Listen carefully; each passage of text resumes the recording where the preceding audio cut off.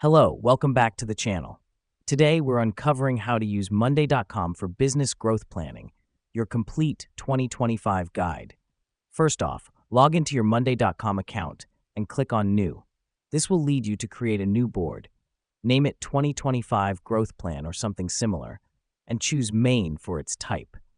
This helps us because the main board is accessible to all team members, fostering transparency and collaboration. Next up, add groups to your board. Think of groups as different areas of your business growth plan. For instance, you might have marketing, sales, product development, and so forth. This helps us to compartmentalize our objectives, making it easier to track progress in specific areas. Now that we've done that, it's time to add items to each group.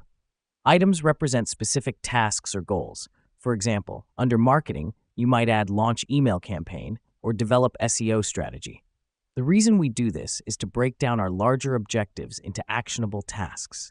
Let me explain why this matters.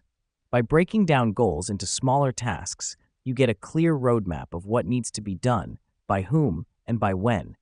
This makes your growth plan manageable and less daunting.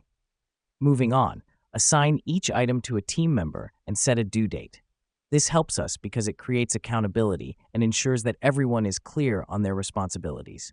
Finally, use the Update section to communicate with your team, track progress, and document ideas. This is where Monday.com truly shines. It allows real-time collaboration and keeps everyone in the loop. So there you have it.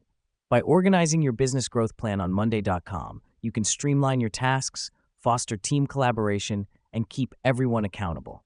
Remember, a clear plan is the first step to stellar growth.